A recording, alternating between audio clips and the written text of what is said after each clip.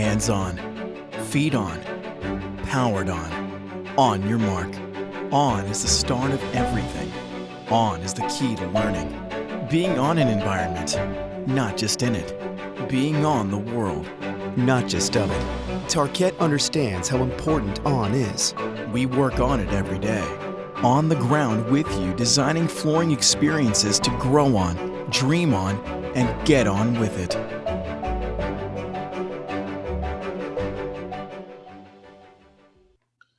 All right, thanks for logging on, everybody. There is a really great presentation with COVID going on and with really having to rethink how we are approaching architecture and how we are approaching what schools do for us and what schools are meant to accomplish. And I think COVID more than anything has really presented this idea to us that schools are such a more integral part of the community than we have traditionally given them credit for. And designing inclusive community schools can come from a lot of different frameworks and a lot of different strategies. And a lot of it really boils down to what are our best practices for architecture going to be when thinking about the schools in a community context. That's what we'll be talking to you all about today. Just a couple of introductions. I'm Tasha Lightning. I'm the Director of Research and Experience Development for NAC Architecture. I'm an applied psychologist specializing in cognitive psychology, but what I do with NAC is I specialize in really understanding the human level impact of design and how we can optimize our spaces for the end user experience. Hi, I'm Philip Riedel. I'm a principal at NAC Architecture, and I'm the PK-12 market sector leader for the firm. I've been at NAC for 20 years, all of that doing PK-12 projects. And I'm also the Pacific Northwest region representative on the international board for A4LE. So I have made this sort of subject the focus of my career. I'm Saif Vag. I am a senior associate and architect in the Los Angeles office at NAC. I've been at NAC for about 10 years, and these issues of diversity and inclusion and equity are real passions of mine as well. Thanks for introducing yourselves, everybody.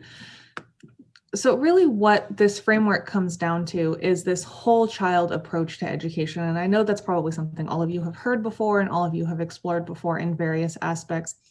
But again, I do just want to mention that especially with COVID, really understanding that we come to school design from this area of a whole child evaluation, and that includes who that child is in context of their community and in context of the families, cultures, areas, linguistic backgrounds, areas of disadvantage or disability, anywhere that these children come from needs to be taken into context for creating a proper learning space that's going to make sure that every child gets the access to education that they need and deserve.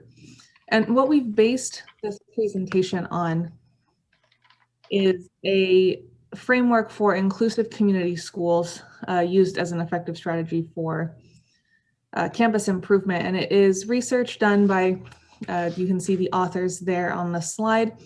It's a really great comprehensive research report that goes very in depth into the policy side, the curriculum side, the space side of what it means to be a community school and what community school frameworks really are. And I just want to put a disclaimer here that we're not presenting the whole research report to all of you. What we're doing is we've read this and we've really tried our best to understand it and tried to adapt it to really what we can do on the architecture side to make this evidence-based community schools framework possible. As designers and architects and professionals in that area, we don't tend to have as much influence on policy and decision making as I'm sure some of us would like to sometimes, but what we can do is we can take these kind of evidence-supported frameworks, and we can figure out how to adapt them into space planning and adapt them into architecture. And that's what we'll be talking about here. The community schools framework is divided into 4 distinctive pillars.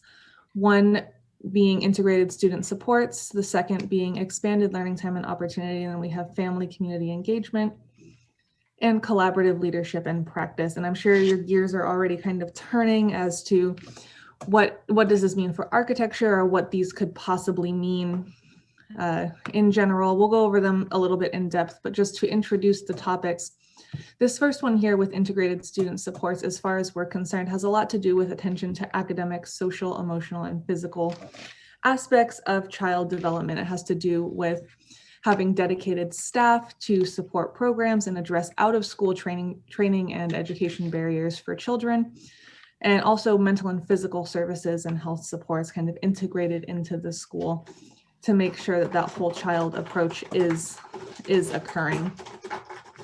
So with expanded learning time and opportunity, we have learning kind of put as a top priority, making sure that there's sufficient resources and opportunity for meaningful and engaged learning from students, along with these high expectations on the community side and on the school side for strong instructional capabilities. With family and community engagement, this is where we really need to think about schools in context with the surrounding community and the surrounding existing space. So, you know, schools are no longer this space where kids are going from 8 a.m. to 3 p.m. and then it stops existing. Schools have become a very important part of the community framework, and I think we really need to pay attention to that and what lessons, particularly this pandemic, has taught us about how integral and important this family and community engagement is, with these strong family and community ties and leadership opportunity for creating a climate of safe and trusting relationships with these groups. Then, of course, the 4th pillar, collaborative leadership and practice, is more of a policy-based pillar, but there are architectural adaptations that we will go over here soon.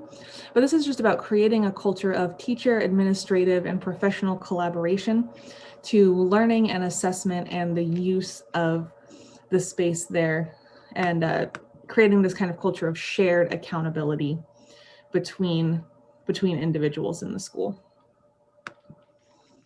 And what that whole community inclusion really looks like, and this is by no means an all-inclusive list, but we really need to be thinking about LGBTQ students of disadvantage, and that's not just economic disadvantage, but it is physical disability, special education, students who may be homeless or transient throughout the year, ethnic disadvantage, cultural disadvantage, anything that would make it harder for students to adapt and really kind of get that inclusion and get that community feeling from their school and involve the community in their school. And this also has to do with, of course, religion, language ability, ethnicity, and many, many other factors.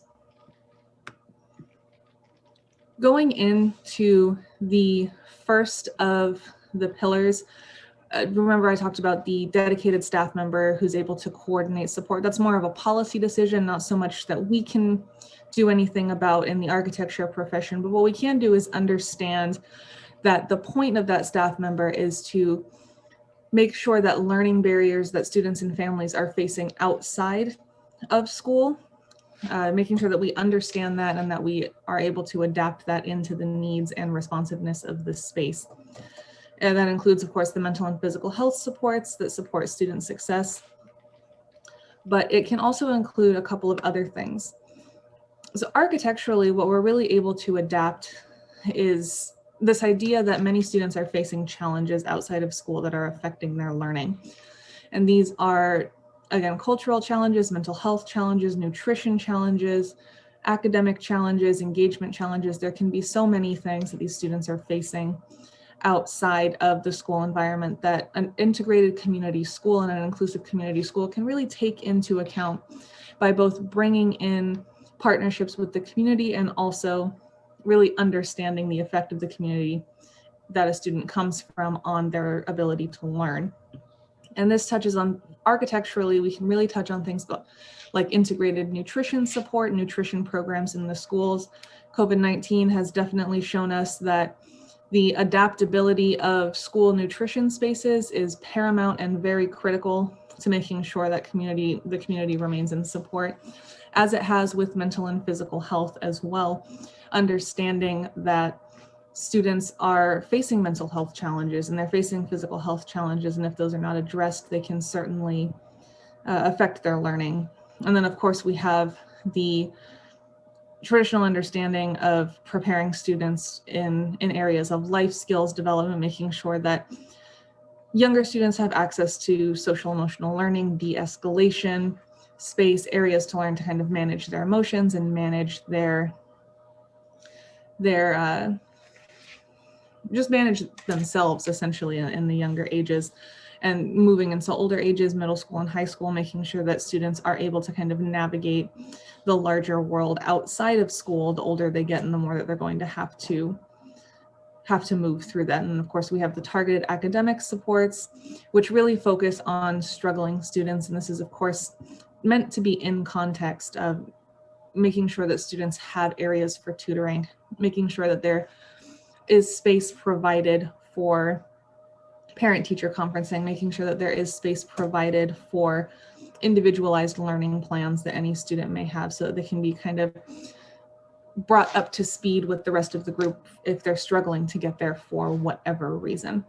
And what this looks like in the practical sense can take a lot of different forms and a lot of different areas of space planning. And I will leave it to my architecture friends to explain a little bit more about that. Yeah, one example in the integrated nutrition support category is Wilson High School in Tacoma, Washington. When we started this project, we did a analysis of the local community, and we found that, you know, Tacoma has a large, historically underserved population. The area right around this high school is dominated by fast food franchises, and the school wanted to have a nutrition program that sort of countered some of those tendencies in the neighborhood. So the nutrition program includes planters outside for growing food, and then that is right outside of this culinary lab. The culinary lab teaches students both about home nutrition, and so they can see that whole pipeline of food from growth to cooking to serving, but it also supports them in learning how to work in a commercial kitchen environment, so that becomes a possible career pathway for them. The culinary lab is very visible from inside the building. You can see it through large relights from the circulation space.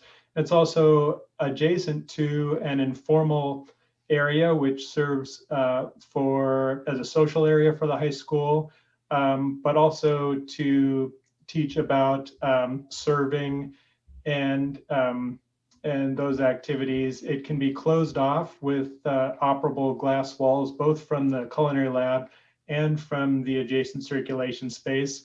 So it's a really great flex space that augments that program. And in talking about integrated student supports, Tasha also mentioned mental and physical health and the importance of kind of that piece in this whole child approach that we take. So the San Fernando Teen Health Center that you're seeing here in Los Angeles is a really, I think, good example of this kind of collaboration between a school campus. This is a Los Angeles Unified School District campus, and the County of LA's Department of Public Works. So this is kind of a joint use project. It's operated by the county, but on a school campus. And it's an integrated school health center on the campus. So it provides physicals for the students, as well as sports related checkups and things like that. And it's also designed to treat chronic disease care such as asthma management, immunizations, mental health counseling, and there's even a couple of dentist offices. So basically, this whole child approach is really embodied. You can see, in the architecture, bright colors, warm wood. So making it an inviting space that the students can feel like is an approachable one with a big transparent entrance.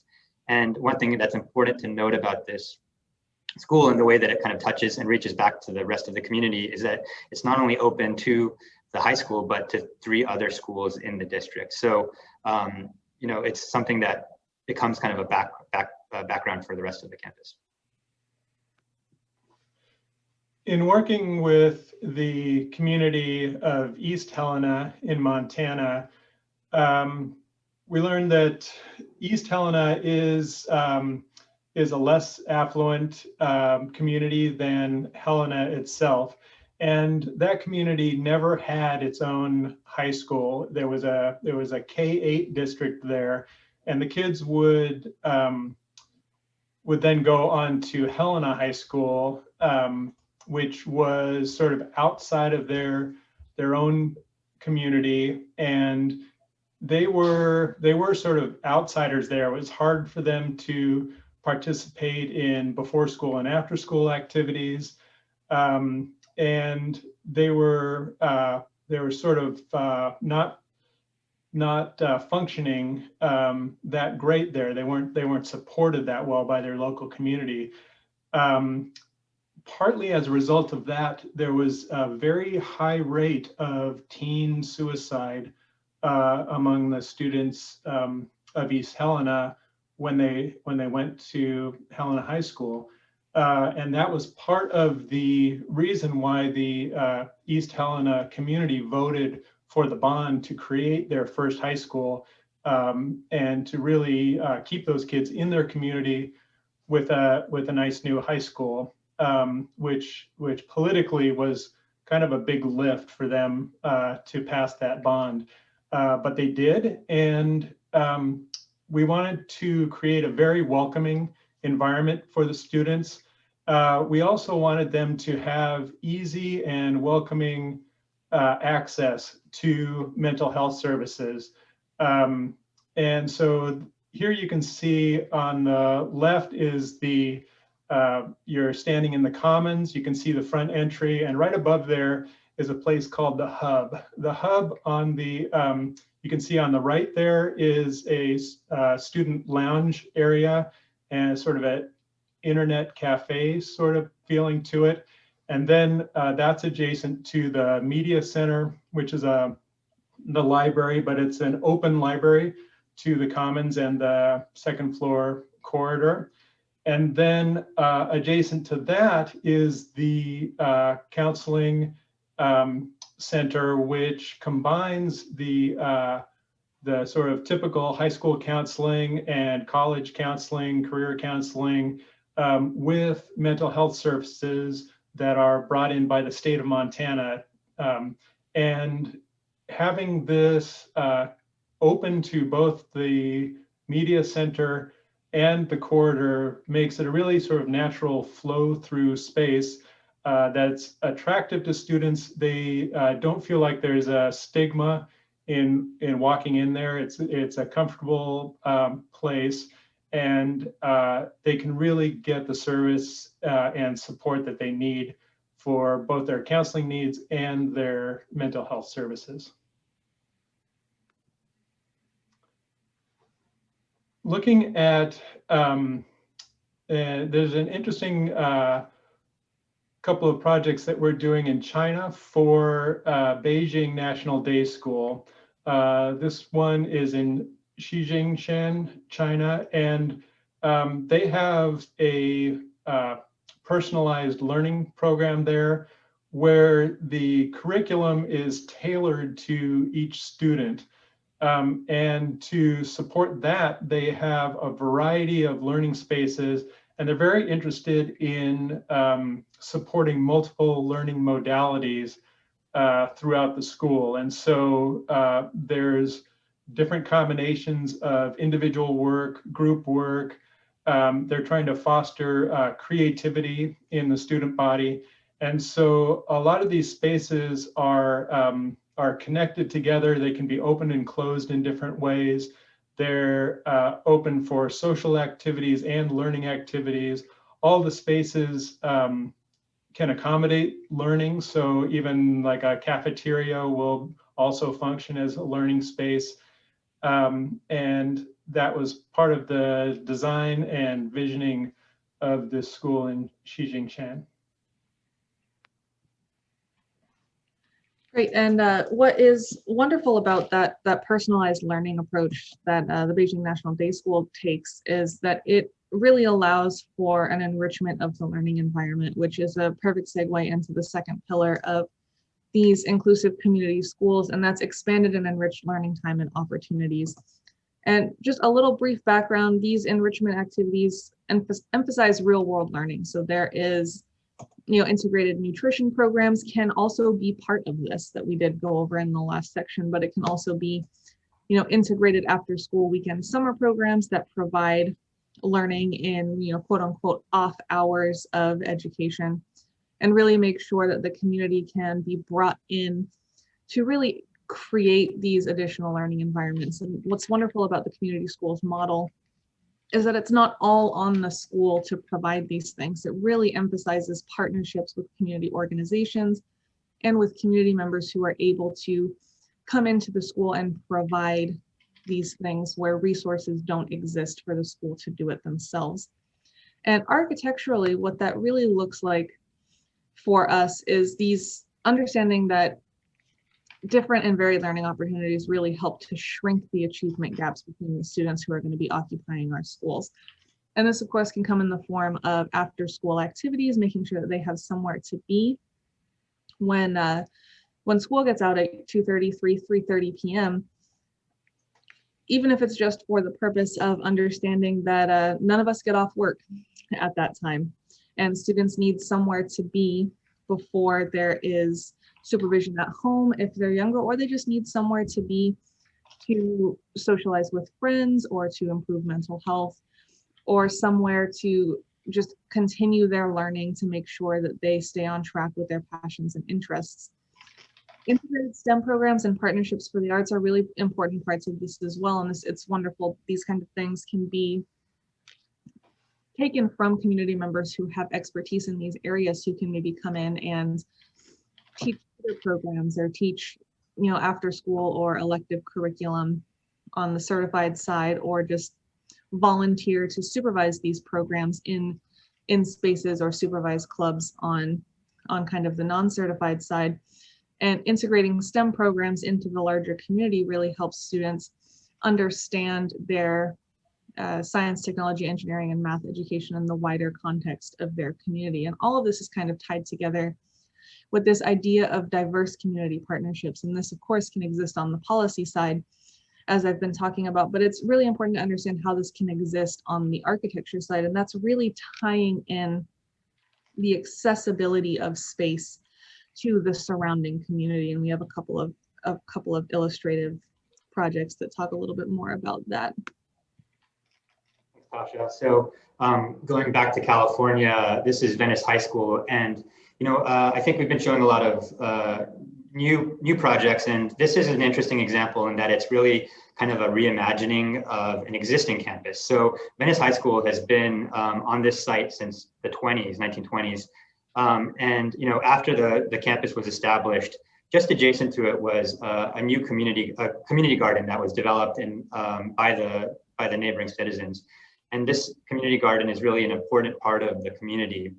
And so when LAUSD decided to do this fairly extensive campus modernization, we worked with the district to kind of strengthen that relationship between the campus and the community garden.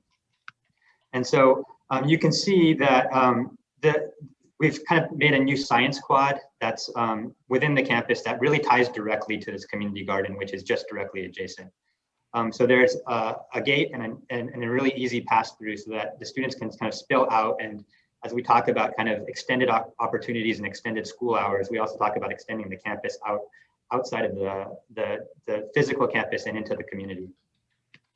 And on the inside of the campus, so this is that science quad that I was talking about that has that direct relationship to the community garden.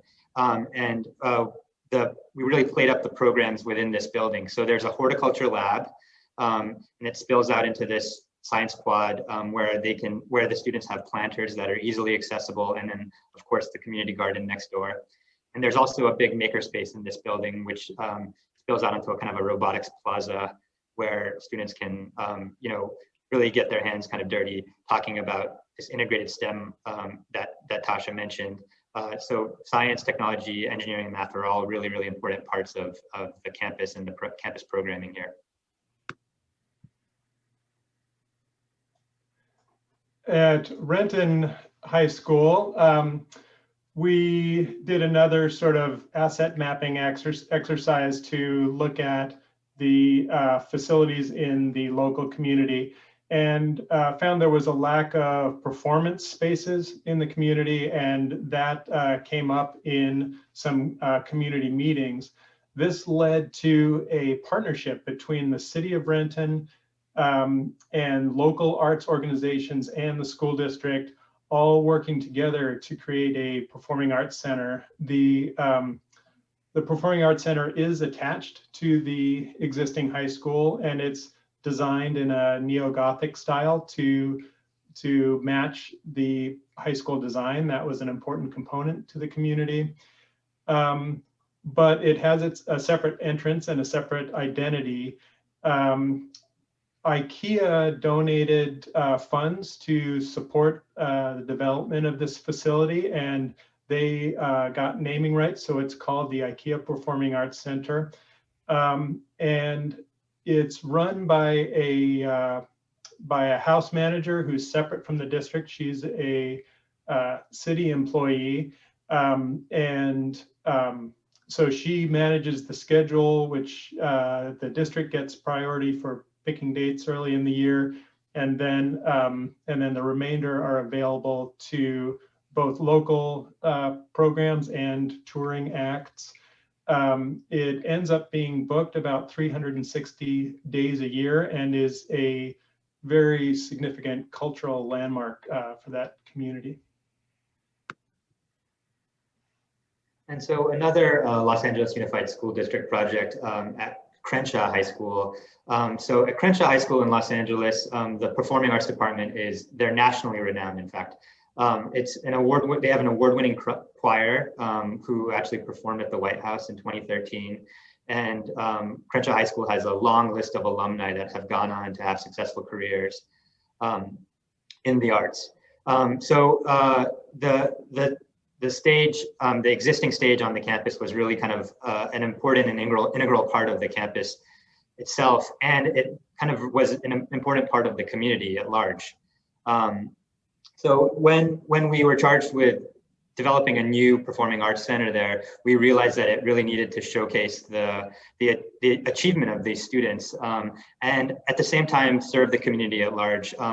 As with Renton that Philip just described, this area is underserved in terms of having state-of-the-art performance centers. So you can see this project is actually under construction right now, but from the rendering, you can see kind of, again, big glassy entrance opening up to the outside and really serving the community at large. And really what the last two pillars have focused on is this idea of making sure that there is a flow between the community and the school, and really opening up space to be accessible from the school to the community, or to the community from the school. And what this third pillar, this active family and community engagement, really emphasizes is that second element, is that making sure that space is not only accessible, but welcoming and integrated into the needs of that community, and making sure that they feel brought in, not only to the process of education, but to the physical space where education takes place. And you have, of course, this element of promoting interaction among family administrators and teachers, which is a huge cornerstone of making sure that these spaces are community responsive and community inclusive, and also making sure that schools, as COVID has taught us, and as was a trend growing in its own right before, this pandemic, schools functioning as these neighborhood hubs that perhaps, if they're able to do so, can provide educational opportunities for adults and family members to really integrate opportunities for those families that then bleeds into opportunities for the students of the school. Really kind of thinking about what that looks like architecturally. Of course, we have the planning process of architecture and space design itself. That just involves parents and community members in this development. And this, I'm sure, is something all of you are very familiar with, because it's something that is a really integral part of space development, is bringing in the community and bringing in stakeholders, and in some cases, eventual end users who will really benefit from having a say in what goes on in the development process. But there's also this area of cultural, ethnic, and linguistic inclusion, making sure that individuals who maybe don't speak English, or who don't speak a lot of English, or are from different cultural space backgrounds, different ethnic backgrounds, maybe have different values, or just different comfort levels with types of space, or different comfort levels with crowding, with institutionalism, what have you. Making sure that these are taken into consideration as an aspect of the entire community to really bring in that inclusion and make those people feel welcome. And in addition to making families themselves feel welcome, making sure that administrative areas and accessible space is not intimidating. It's somewhere where families want to come to meet and to speak to administrators and teachers. It's somewhere where they feel like their voice is heard, and where they feel like they're welcome, and it doesn't just feel like another office that they're going into and reading a magazine while they wait. And really what all these three pieces bleed into is this idea of really integrating family and community support within the school. And that can take the form of physical spaces for resources, or it can just take the form of really enhanced flexibility to make sure that space is adaptable and accessible to the surrounding community and their needs as they come up. So talking about kind of building flexibility and at the kind of planning level, you're looking at a site plan for Playa Vista Elementary School. And the unique thing about this project was that Playa Vista is a relatively new development in Los Angeles, and the school was actually designed and built during the time that this community was kind of coming up around it. So it was designed to kind of integrate into this new development. Loyola Marymount University overlooks this school, and so there's a relationship between the school and the education department at LMU. And so the school was envisioned as being a teacher training site for the students as well. And then one of the other really important things is that the light blue that just got highlighted is an NPR space, kind of a multi-purpose room, and then the darker blue is a library. And as you can see, that dashed line there represents the gate into the campus. So these two buildings were kind of designed and planned such that they could be accessed outside of school hours and outside of the campus. So you could either have these spaces accessible after school hours, or they could be accessible separately from the school while the school is going on. And really good example of kind of this family integration, something that is accessible to the outside community. You're seeing an image of the library on the right. And next slide. This is an aerial view of that campus, and you can see the NPR at the center and the library there off of the parking lot.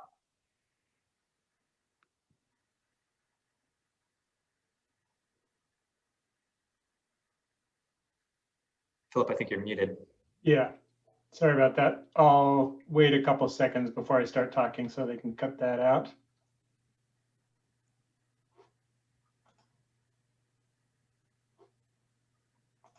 At the Lake Stevens Early Learning Center in Washington, this is a new center that combines the preschool program and the kindergarten program for the whole district, centered in one building. And one thing that was important in the design of this was to make it welcoming to families, particularly families who are having their first school experience, and kids that are just coming in for the first time to a school environment. So part of the response to that was to create the family living room in the front of the school.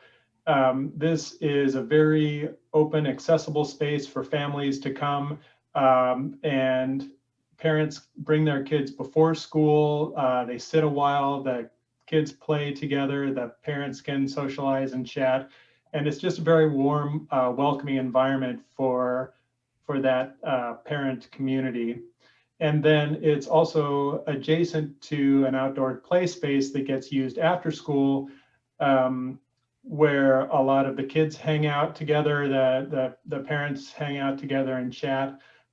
So this was part of creating a whole environment that is welcoming to families in that district.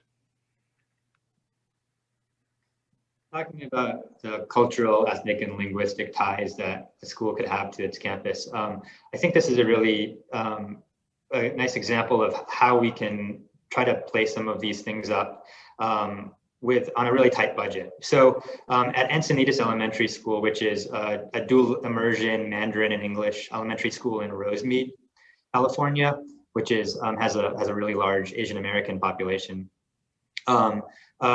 There wasn't a huge budget to really, redevelop the architecture or build new buildings even. So we charged our graphic design department with coming up with kind of a new kind of branding and identity for the campus.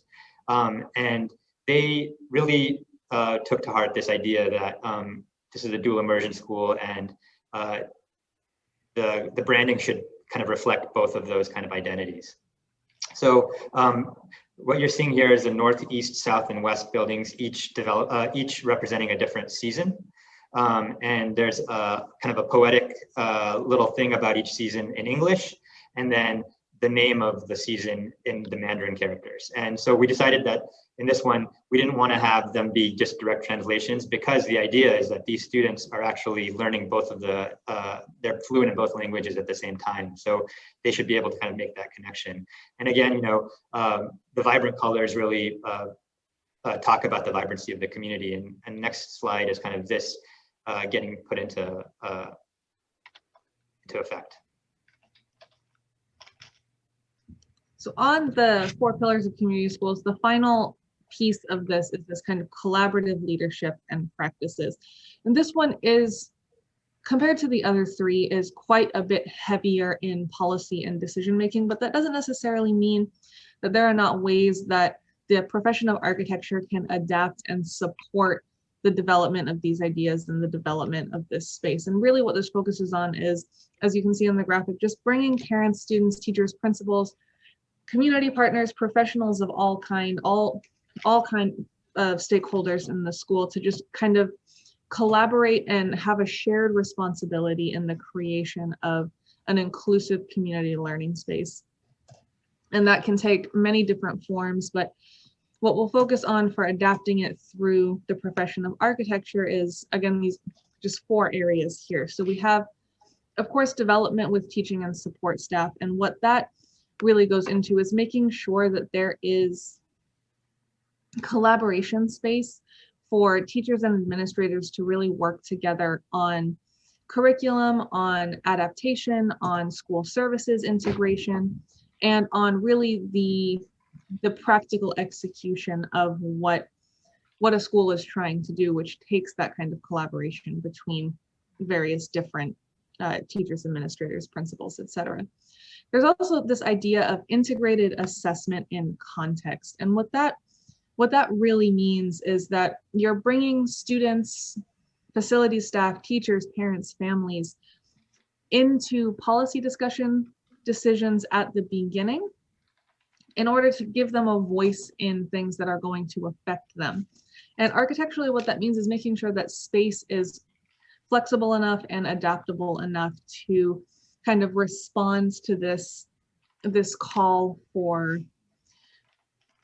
just having voices heard and for making sure that these kinds of things do exist. But this also does include elements, as with development, it includes elements of teacher collaboration to make sure that curriculum and strategy are in line with student progress in context, and making sure that teachers are aware of things that are going on in the larger context of the school, in the larger context of the community, and having this move to create spaces for collaboration and planning rather than having teachers kind of just occupy their classrooms only during planning periods.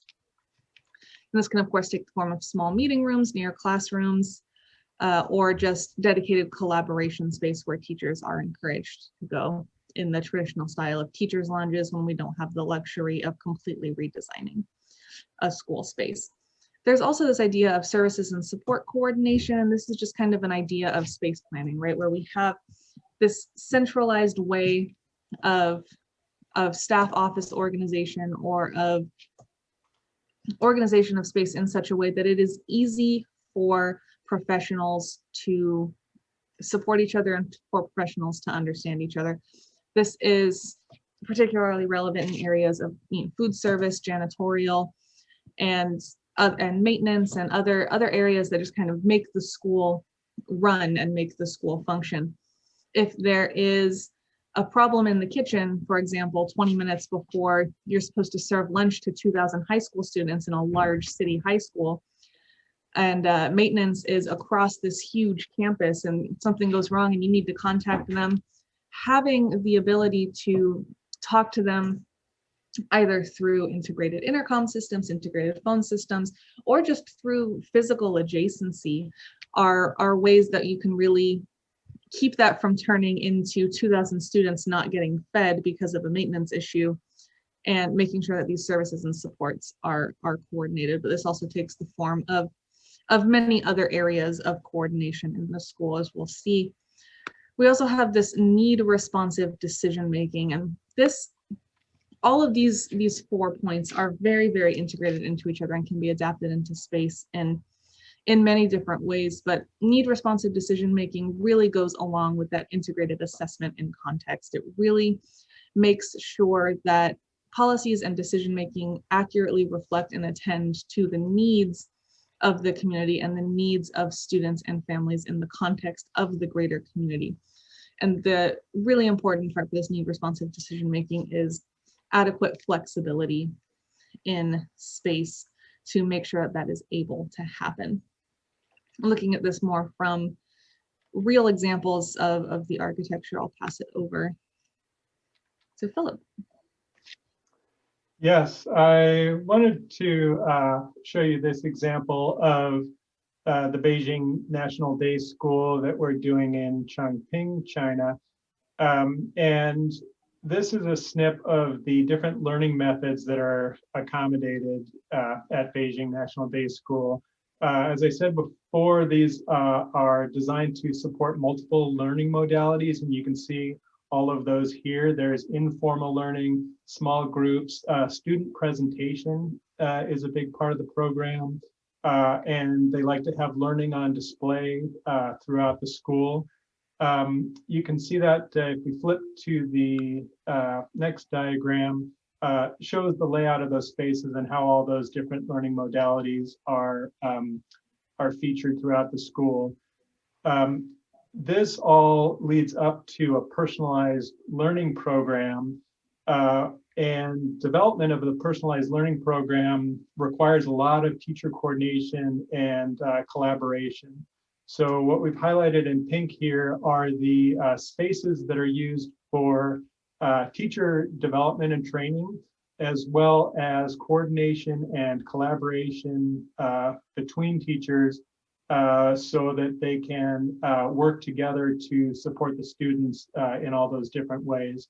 There are enough of these flexible spaces that they don't need to be scheduled.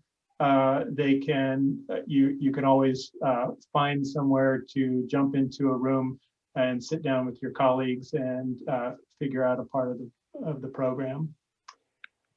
This is also similar to the approach at Summit Atlas, which is a much smaller school in Seattle, Washington, but still has some welcoming small group meeting rooms, and those can function for student group work, individual study, pull-out activities from the classroom, as well as for teacher collaboration and planning. The students here also have a personalized learning program that operates on what they call a academic content playlist.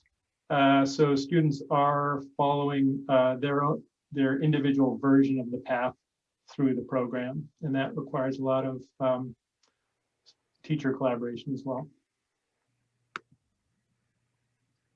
So Tasha was talking about this idea of need responsive decision making, where the spaces in the school really can meet the needs of the community, the students, the teachers, and the parents. And building flexibility into those kinds of spaces is really important because the needs might change, obviously. So a flexible space can really serve a variety of different needs. You'll remember that I was talking a little bit earlier about the Playa Vista Elementary School and its NPR, which is accessible to the community outside of school hours or outside of the campus. It can be accessed from both inside the campus and outside the campus. And so it really was planned and thought of, conceived of as kind of a space that can be used both by the students, as you're seeing in this photo, but also something that could be used for food distribution or clothes distribution in case of an emergency or the need for that. They host parent-teacher events there as well. And it really maintains its presence as kind of an accessible community space in the community. One important thing to think about in need responsive decision making for an architectural project is who is at the table, whose voices are included in the planning and design process. And we like to encourage as much involvement as possible. And part of that is by using community design forums to have a real sort of open house atmosphere to gather input from the community, and certain times during the design process where we can get a lot of input from students and parents to really have the school reflect those community needs. These photos are from one of those exercises in Everett, Washington for North Middle School, and there were middle school students and elementary students who were looking forward to occupying this school. And we had a bunch of different stations with different tools for them to explore and provide their input on the needs of the community and the design as it evolved. An interesting example of in-context assessment is Matsu Day School in Alaska. This is in Wasilla, Alaska, and it is a school that the district has created for students who are struggling in the mainstream school environment. And the idea is that students go to this school for a period of time just as long as they are needed, as it is needed for them to re-enter their traditional school program. So it's a place of support and a place of continuous review and assessment of the students. One of the features is this meeting space that's in the front lobby of the school. It's made to be a welcoming environment with references to the local indigenous culture as well. And the next slide shows the inside. It's designed to have a sort of a living room feel to it, where students feel comfortable going in there during the day if they need to sort of take a break from classroom activities, as well as a space where parents can come in with the students and meet with the staff and have informal chats as to how things are going. Another feature of the school is there is a reward room, and the reward room is accessible to students who are making progress on their pathway. So it is full of fun things. It's not shown here fully furnished, but it's a casual space, a fun space. There's a green screen wall where the kids can make their own videos. There's sort of this climbing wall of bookcases and nooks for the students. And this is something to acknowledge their progress. Those are all the examples, all the physical examples that we have time for, but thank you for coming and for listening to the presentation. I hope that you're getting as excited about the idea of inclusive and integrative community schools as we are, and please feel free to contact us at the email addresses below if you have any questions, if you have any follow-up at any time. If you're thinking about this presentation 2 months from now and you have a question, please don't hesitate to get a hold of us. We're happy to continue talking about this. This is an area of passion for all of us, and I'm sure that I speak for everyone when I say we can certainly talk about it all day. Thank you very much. Thank you.